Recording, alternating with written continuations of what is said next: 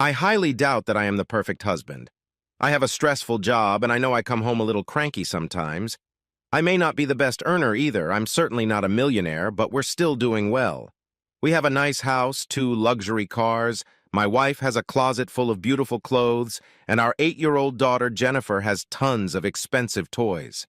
I guess when it really comes down to it, I'm just a simple, hard-working guy who loves his wife and family. Linda and I have been married for almost 12 years now, and for the most part, those years have been heaven on earth. I say for the most part because in the last couple months or so, something just wasn't adding up between Linda and me. It's hard to say exactly, but she's been acting strange, kind of aloof. On many occasions, for no reason at all, she would pick on things I did or said. It just wasn't like her. I tried to discuss it. I asked if she was mad at me for some unknown reason, but like all women, she just said nothing was wrong, except that she was a little tired or that she was having a bad day. At first, I thought I would just give her some time to work out what was bothering her, but time went on, and her aloof attitude was getting old and downright annoying.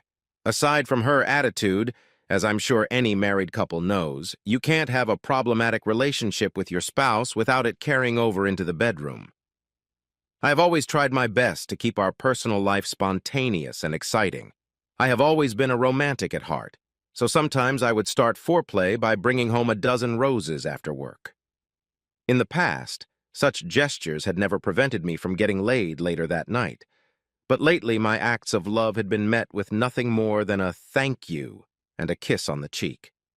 Instead of accepting my signs of affection for what they were, she almost thought it was some lame attempt to make up for what I'd done wrong. It had been weeks since Linda had stopped having sex, and my attempts were met with either that she wasn't in the mood or that she had the proverbial headache. On those rare occasions when she gave in to my pleas, she would lay there while I did all the work. Over time, I realized that I was beginning to mentally detach myself from the situation. I would come home, play with my daughter, and give my wife as little attention as possible. Of course, all of this was only making the situation worse. I was desperate, so when I had a minute or two at work, I started going over everything in my head. I remembered when and how it all started. I tried to remember if I had done anything to cause a change in Linda's attitude, but nothing came out. I ran a dozen different scenarios over and over in my head, trying to come up with some sort of cause and effect analysis. The more I thought, the more one unthinkable trigger for Linda's behavior surfaced. I wondered if it was possible. Could my wife be cheating on me? I told myself that no, she would never do that, but every time I tried to put 2 and 2 together, I got 3. Me, Linda, and the lover. I tried to convince myself that it just wasn't possible, but you know what they say about curiosity.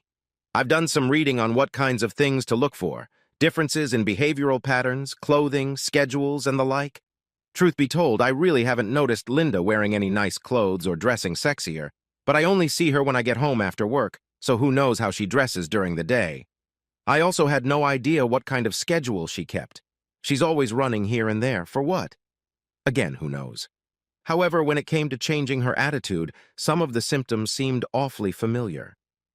I considered hiring a private investigator, but I had no real evidence. All I had were suspicions and certainly nothing to justify the expense of a private investigator, so I started investigating on my own. I did little things like calling home in the middle of the day. Sometimes she was home and sometimes she wasn't. Then I got an old outdoor surveillance camera and discreetly installed it under the eaves of the garage. I hooked it up to a tape recorder I had hidden on the back shelf behind the paint cans. I wanted to see if any strange cars drove up to the house, but there hadn't been any in 2 weeks. I did see my wife leave the house a few times and then told me she had been home all day, but she hadn't been gone long enough for anything to have happened, unless her boyfriend was a 1-minute miracle. Maybe it was just a small errand that she considered too insignificant to mention. It certainly wasn't proof of an illicit liaison. Time passed, and although I still had absolutely no proof, any handkerchiefs, my suspicions grew stronger. Her mood was worsening, and we hadn't made love in a couple weeks.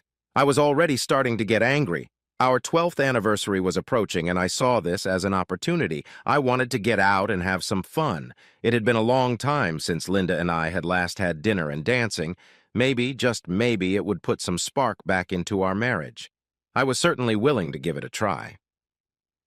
We arranged for Jennifer to spend the night at my parents' house so we could have some real fun with no time constraints. I made reservations at Plato's, one of Linda's favorite restaurants. She took me under her arm as the maitre d' escorted us to our table, and I hoped some of that old magic would return, but for some reason it seemed a little strained.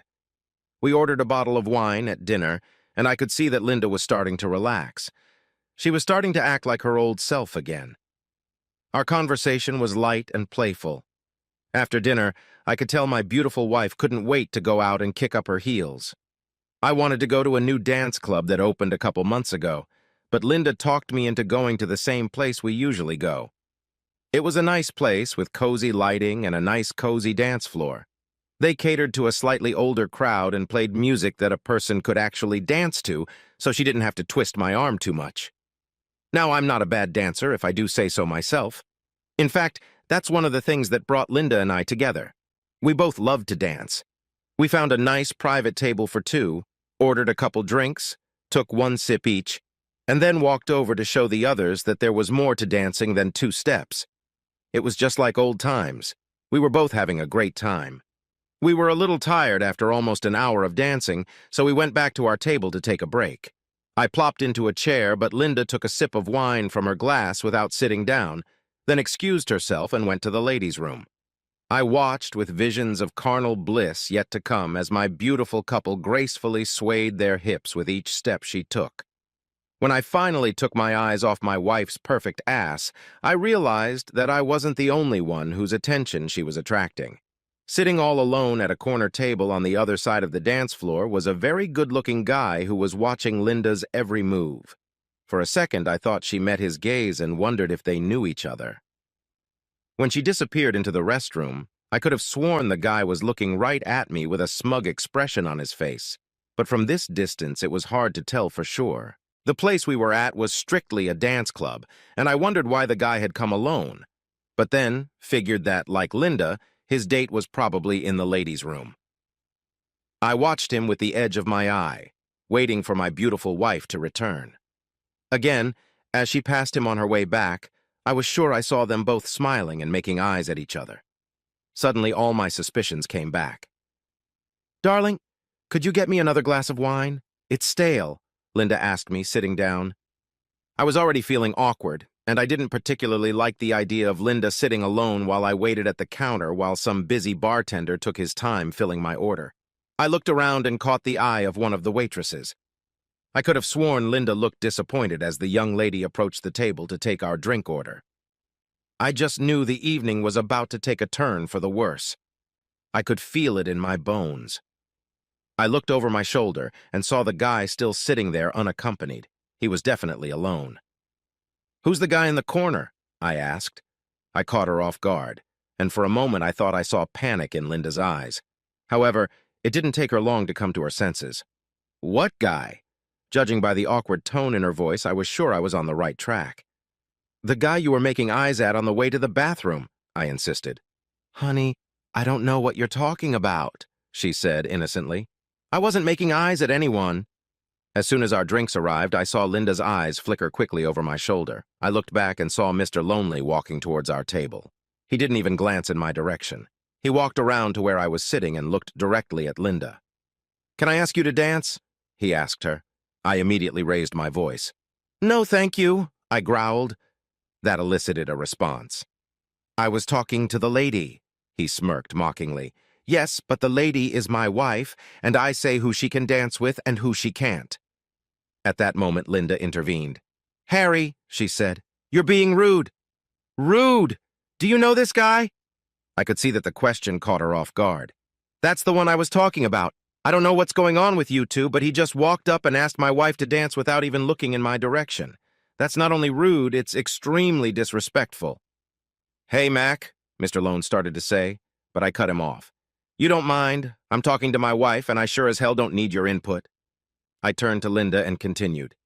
"If he'd asked if I'd mind you and him dancing together, I might have agreed, but now, no way in hell." "Harry," she said, now with a harshness in her voice, "you're being silly. There's nothing going on between this gentleman and me, and yes, you and I are married, but you don't own me." I'm not your slave, and if I want to dance with someone, I will. I couldn't believe my wife was talking to me like that. She had never shown me such disrespect. I was seething with anger, and any hopes of having a nice romantic evening with my wife went out the window. However, I was going to try to contain my anger. As I tried to calm down, she continued, "Honey, I just want to have a little fun," she said, now in a much sweeter tone. "Linda, it's our anniversary. I want to have fun too, but with you and sitting here watching you dance with someone else is not my idea of fun, especially when I asked you not to dance with him. Now, you're right. I don't own you and I can't stop you from dancing with him, but if you do, you better ask him to take you home because I'll be gone. After 12 years together, I can read Linda like a book." When she looked at my face, her face expressed anger. I was surprised she couldn't see the same in mine. "Well, it's rude to make this gentleman stand here while we bicker, so I'm going to dance with him and we'll talk about it when I get back." She cut her off. The jerk had a triumphant smirk on his face as he held out his hand for her to take. Linda took his hand, stood up, and they walked out onto the dance floor together. I'm pretty sure they didn't even see me leave because I was out the door before they even started dancing. I was already 8 blocks away when my cell phone rang. "Where the hell are you?" Linda asked in a very remorseful voice. "I'm on my way home to pack. Why?" "Pack." There was a pause. "What the hell are you talking about? Pack a bag! Where are you going?" "I don't know yet. All I know is that I'm getting the hell away from you," I said. "I've had enough of this." "You can't be serious, Harry. It was just a dance, one lousy dance. You're going to throw 12 years of marriage to the wind because of a dance?" "It had nothing to do with dancing, Linda. Why would you want to stay married to a man you don't love or respect? Honestly, I haven't caught you, but I'm pretty sure you're cheating on me. I suspect with that asshole you just danced with. I saw the way you were looking at each other on your way to the bathroom." When he approached our table, he gave me the same respect a guy gives the husband of a woman he has none. "Harry," she said in a softer voice now, "I do love you and respect you. I told you there was nothing going on between that guy and me. I would never cheat on you. Why would you even think that?" "You've got to be kidding me. We haven't made love in over 2 weeks. When we do, you don't even participate. You just lie there. You've been grumpy and testy for the last 2 months. And don't tell me you respect me because you don't. You proved it tonight. If you're not having an affair, you're faking it pretty damn well." There was nothing but silence on the other end of the wire. Finally, "I'm sorry, Harry. I didn't realize. I'm sorry for the way I acted. I'm sorry about tonight. I'm sorry I gave you reason to think I was having an affair." She was quiet for a moment. I think I did look at that guy on the way to the ladies' room. He was a handsome man. I noticed him when we were dancing, and I think we saw each other at the same time, but I'm not having an affair with him. Please, darling, please just come back and get me and we'll talk about it." "No. Like I said, I'm done. I told you if you dance with this guy, you'll have to find your own way home, and I meant it. I'm pulling up to our house right now. I'll be out of here by the time you get home. If you're having an affair, maybe you should just go home with your lover and forget about me."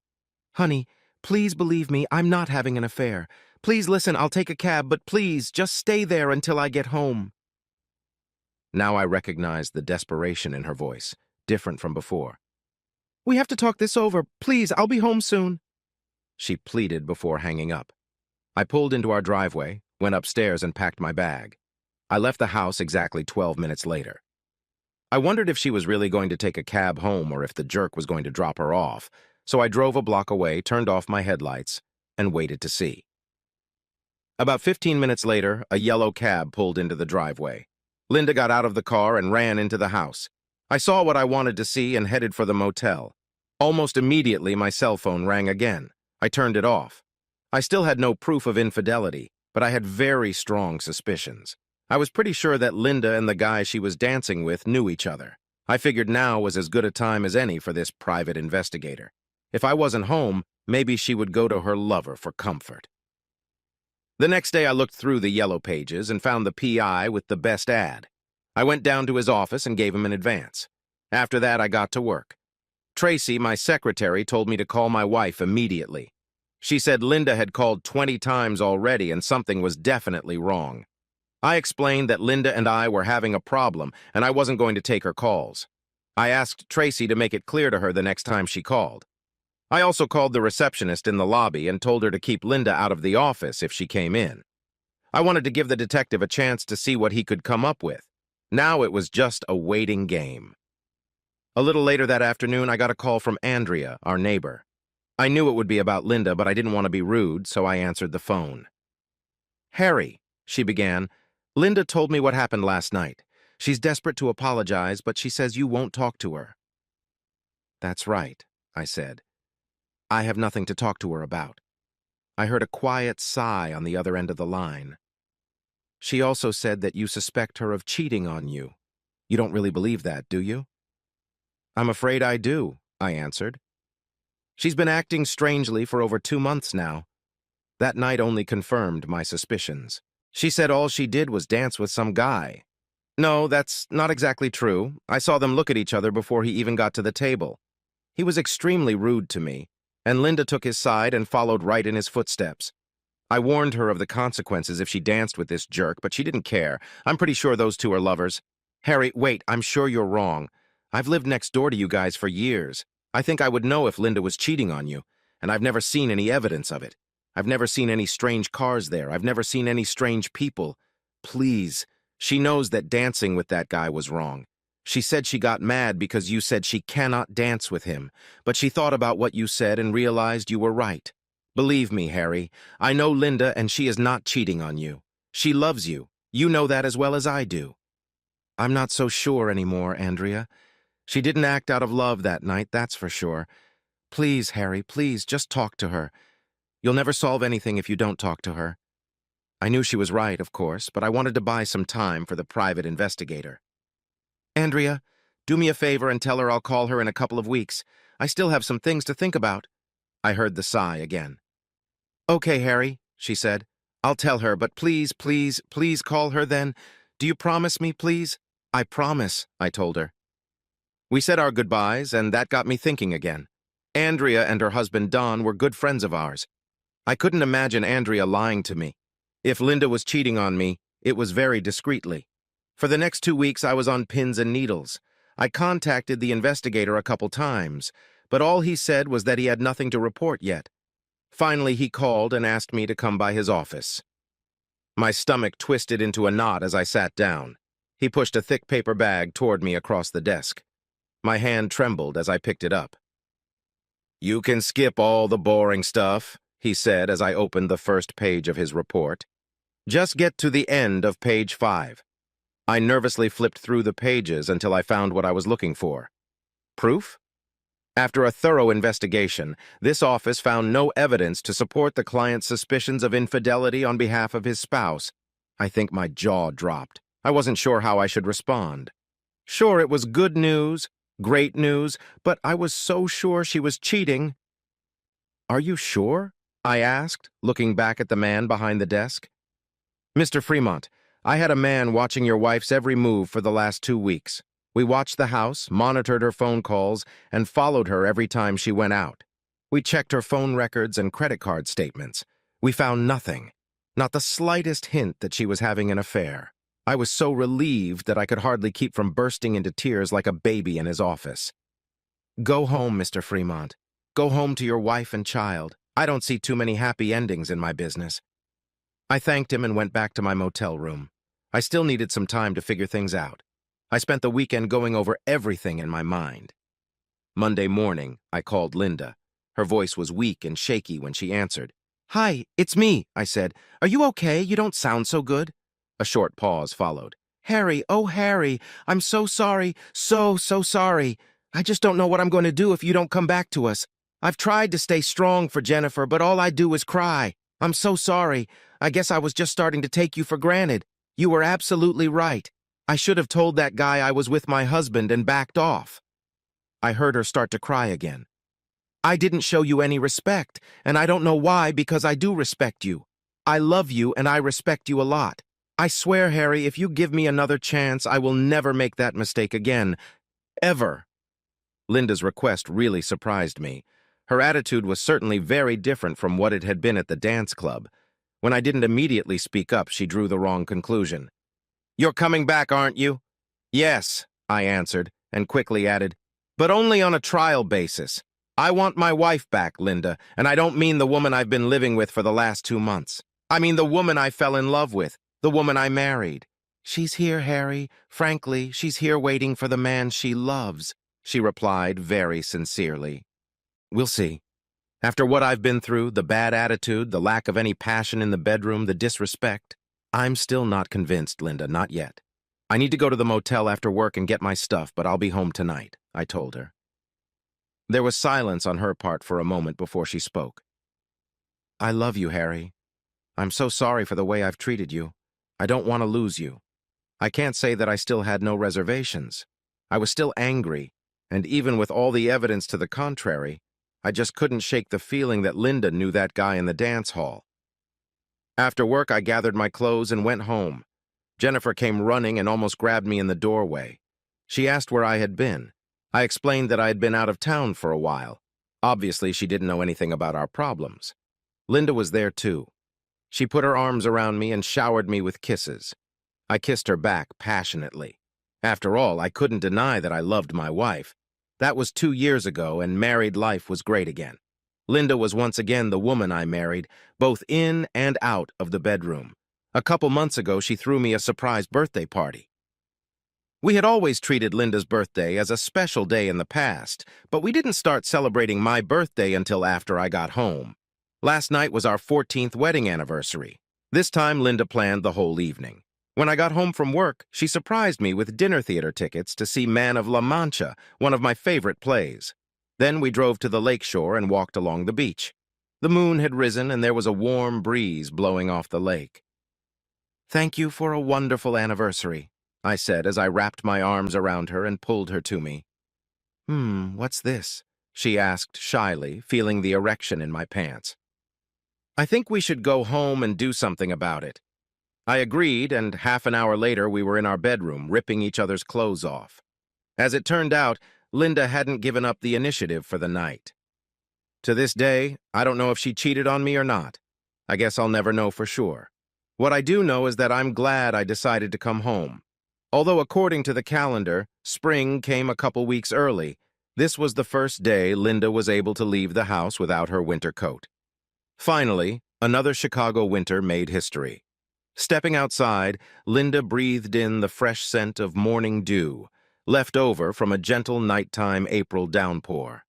She smiled as she remembered the warm, safe feeling she had experienced lying in bed in her husband's strong arms, listening to the soft rhythm of the rain. On the way to the car, she noticed beautiful blue wildflowers growing on the lawn.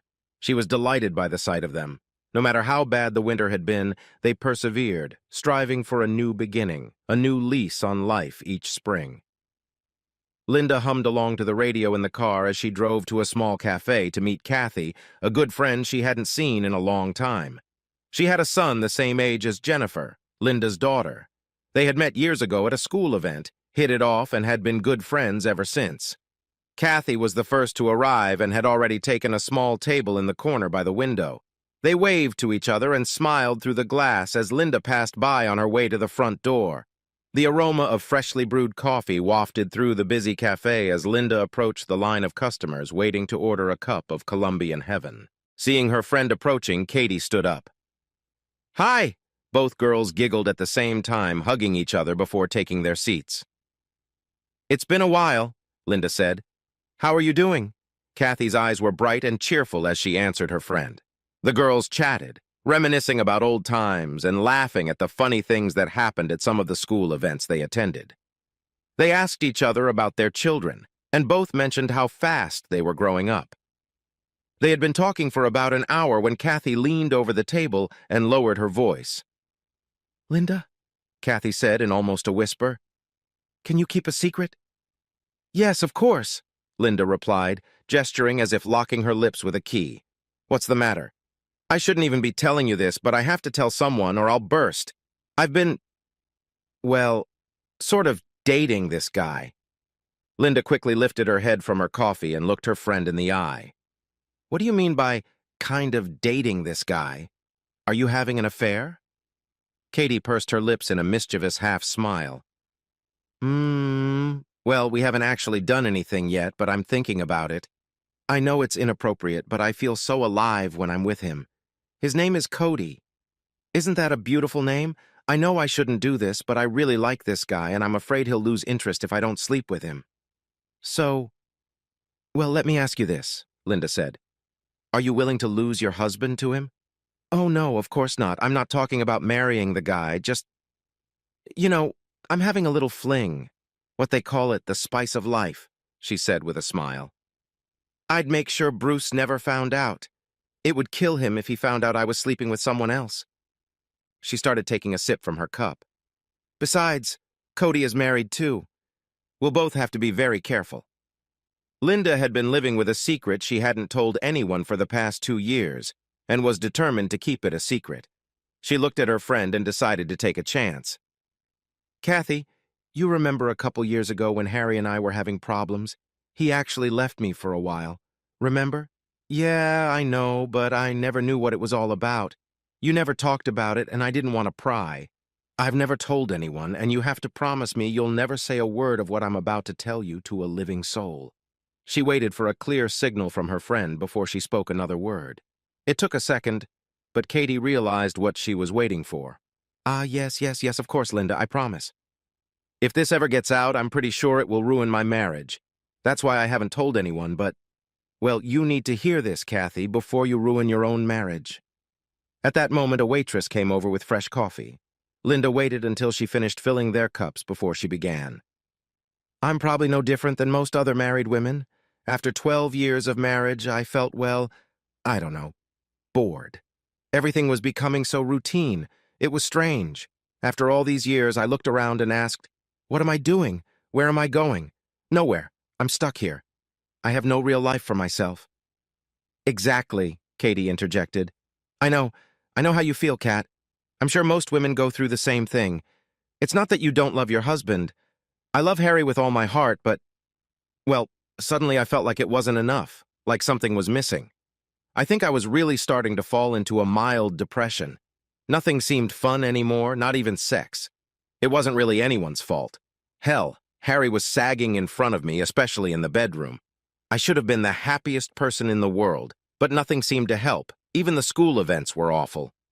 Linda took a sip of coffee and looked at Kathy, checking to see if her story had gotten through to her. She could see that she had captured her attention, so she continued. Then I met Terry. You were having an affair? Linda confirmed with a slight nod of her head. An emotional affair, yes. I got wise to it before it became physical. Thank God, she said with a sigh. I was in a little grocery store on Marshall Avenue one day, and I saw him. God, Kathy, he was gorgeous. He had rugged good looks, sand-colored blonde hair and sparkling blue eyes like Robert Redford's. He was tall, too. I'm pretty sure he was over 6 feet tall, and even in his clothes I could see he had a good build. I knew I was staring, but I couldn't bring myself to look away, until he caught me, that is. I blushed when he looked at me and smiled. We started flirting with each other. It was exciting and seemed so vicious. I finally came to my senses. I needed to go shopping, so I walked through the grocery department. When I reached out to grab some tomatoes, I ran right into him. He looked at me with his big blue eyes and gorgeous smile and said, Hi. Katie, I hate to say this, but I felt myself getting wet between my legs. It was so embarrassing. I prayed he couldn't smell the odor coming from me. I know I was blushing again. He held out his hand to me and introduced himself. He immediately noticed my wedding rings, but they didn't seem to deter him from trying to spend time with me. It was very flattering to think that a guy like that might be interested in me. We chatted and joked in the aisles while we both bought what we needed. Then, when we got to the checkout line, he gave me his number and said I should invite him to lunch next week. Now Kathy was catching every word in her friend's story. It was so familiar. I almost threw his card away as I was leaving the store. I thought, yeah, right. I'm going to call you and we're going to have a really hot, romantic love affair, and then my husband is going to kill us both. You didn't what? Her fascinated friend asked. I didn't throw away his card. I stuck it in my purse. Hell, all the way home, all I could think about was Terry. Harry came home as I was putting the groceries away. I already felt so guilty that I jumped on him when he tried to help. I think it was some unconscious defense mechanism. Poor Harry just asked if something was wrong. "Oh my God, what did you say?" Of course I lied. I told him I was just a little tired from shopping. Truth be told, I was secretly walking on cloud 9. Anyway, Linda continued, I knew I shouldn't have called him. It was wrong. I also knew that because of the way I was feeling, I was very vulnerable. I kept telling myself, no, no, no, no, but I couldn't help myself. I found one of the last payphones in town and dialed the number on the card he gave me. We agreed to have lunch the next day. With anxious anticipation, Katie waited until her friend took another sip of coffee before continuing. Kat, on the way to the restaurant, my emotions were all over the place. I was terrified and excited at the same time, not to mention horny as hell. At one point, while we were talking, Terry leaned over the table and took my hand. It was almost like being a kid on my first date. I'll tell you that I wanted so badly to get into bed with this guy, but my conscience, or maybe it was just fear, either way, I just couldn't do it. But that didn't stop Terry. He had already begun his seduction. He started talking about how Harry doesn't know what a wonderful woman he has and doesn't appreciate me. Silly me, I ate it up. I was beginning to resent my own husband. In no time at all, Terry had convinced me that Harry was taking me for granted. God, Linda, that sounds like what I'm going through right now, Kathy said. That's why I'm telling you all this, Kathy. I want you to know what you're getting yourself into. Has this guy you're dating started talking about Bruce yet? No, not at all. Kathy stopped and thought about the answer she had just given. Well, I mean, not really. He was asking questions. You know, like, does your husband know how lucky he is? Something like that. Uh-huh. And of course you're starting to wonder about that, right? Well, Katie, it's happening without you even realizing it. When Harry left me, he said I'd been unhappy with him for over 2 months. I had no idea I was doing it. I was doing the same thing in the bedroom. I just couldn't bring myself to be passionate with a man who I thought was taking me for granted. She saw the light bulb go on in her friend's eyes as she continued her story. Think about it, Kathy. What kind of man has an affair with a married woman? Can you imagine Bruce doing it? Bruce? No, of course not. He would never do anything like that. Yeah, so why risk your marriage for someone who would? Linda asked. While Kathy pondered what she had just said, Linda continued her story. Anyway, we had lunch again the following week, and it was getting harder and harder to stay faithful to Harry. The third time we had lunch, he almost convinced me to go back to his apartment with him. I could see that he was a little angry at all my excuses, and I knew that if I had another lunch with him, we would end up in bed together. As we were leaving the restaurant after our third lunch date, I mentioned that I needed to buy a new dress because Harry had invited me to our anniversary. I told him that we would probably go to a dance club that we used to go to. Harry talked a lot about how much fun we had there and how we danced the night away. Terry immediately seized the opportunity. He said he would be there to dance with me. I told him he better not. After all, it was our anniversary and my husband might get mad if I danced with someone else. However, Terry acted arrogant and said it would serve Harry as a lesson. It will show Harry that other men want me, and maybe it will wake Harry up and he will appreciate me more. Oh my God, Linda, he really showed up, didn't he? Linda took another sip of coffee. He certainly did, of course he did. I noticed him as soon as we walked in. Of course, I didn't dare say anything to him. Up until now, Harry and I had been having a great time. That is, until Terry came over and asked me to dance. Oh my God, Katie whispered. Aha!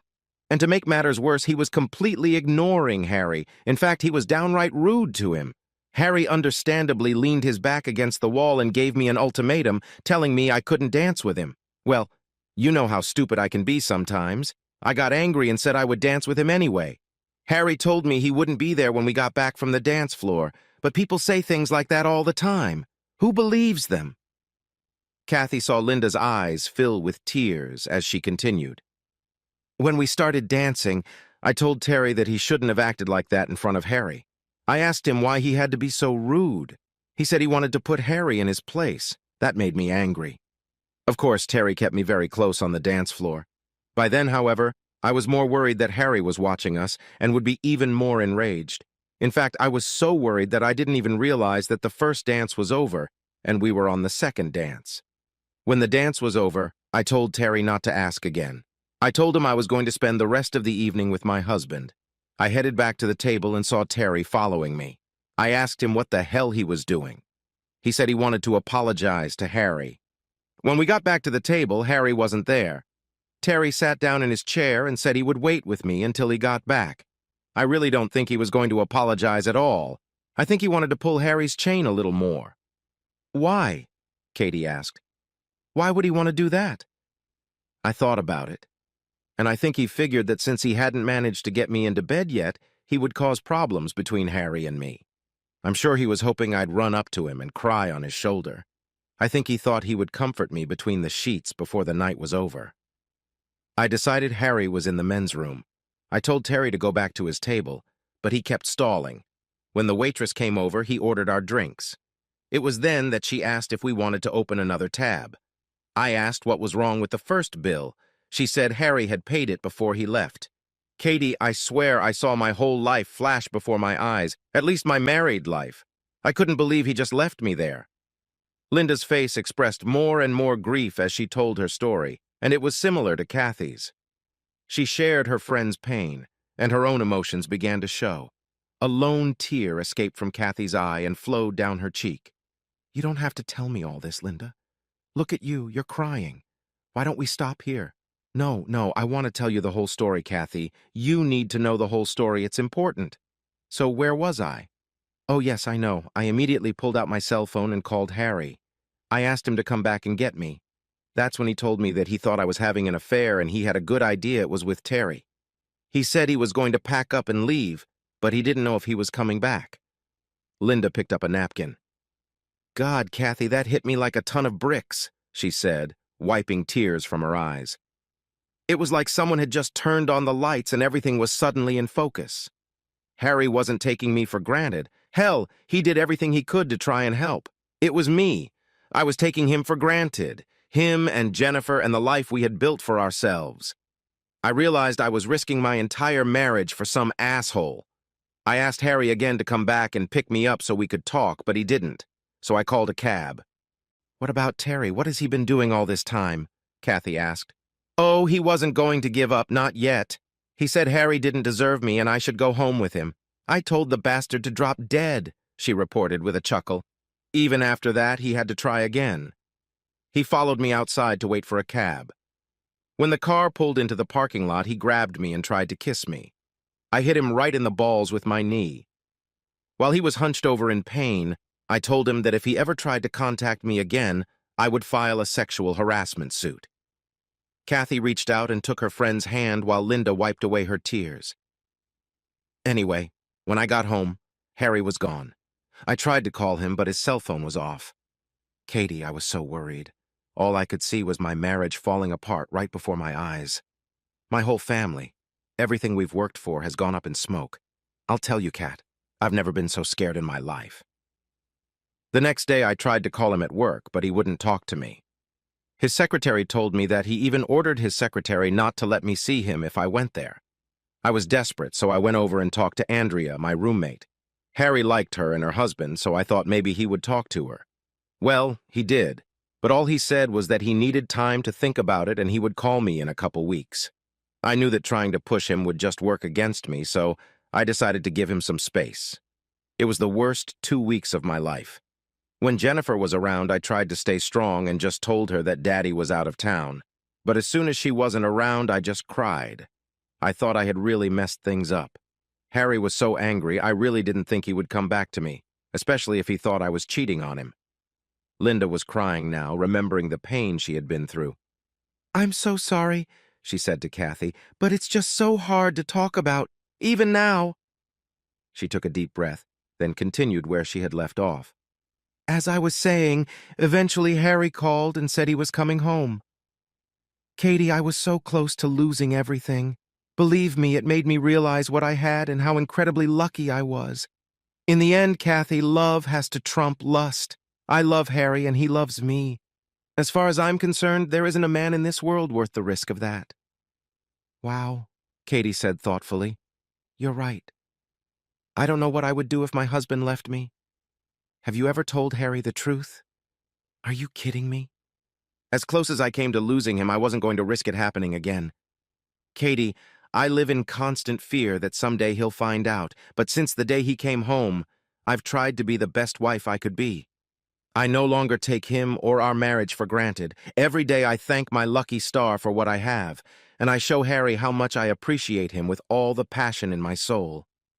All I can hope for is that it will be enough if he ever finds out. Kathy squeezed Linda's hand encouragingly. I'm so glad you told me your story. You kept me from making a big mistake, Linda. Thank you. The girls talked for a few more minutes, then made tentative plans for their next meeting before saying goodbye. Linda felt good and knew she had just saved her friend from making a terrible decision. She pulled up to her car just in time to greet her daughter with a kiss and an after-school snack. Damn, she thought to herself. Jennifer is growing up so fast. She'll be 10 years old soon. Where does the time go? When Harry returned from work, Linda greeted her man with hugs and kisses. She had never talked about that painful period of their marriage until that day. Talking to Kathy again reminded her of what a wonderful life she and Harry had built for themselves. Later that night, as Harry lay beside her, drifting into blissful sleep, Linda rolled over onto her side and propped herself up on her elbow. She stared at the wrinkles on his face that came from normal aging and remembered when each one had appeared. With an almost imperceptible touch, she outlined the contours of several later ones. Her heart pounded with admiration and love for the man of flesh and bone who lay beside her. Linda leaned over quietly and touched her lips to his, but when their lips met, Harry's lips curved into a wide smile. He wrapped his arms around his beautiful wife and pulled her to him in a passionate kiss. I thought you were asleep, Linda whispered. Actually, I was lying here thinking about what to get Jennifer for her birthday, he remarked. You know what she really wants? What? A little brother or sister. It wasn't a complete surprise. They had argued about having another child, but never came to any decision. Linda smiled. It looked like her husband had just ended the argument. Well, her birthday is only 2 months away, dear. Shouldn't we get started? Harry's smile grew wider. You read my mind. 2 months later, Jennifer celebrated her 10th birthday with a big party in the backyard. Mom and Dad invited all her friends, and there was lots of ice cream and cake for everyone. After the party, Linda and Harry surprised their daughter with another expensive toy and news of a new baby brother.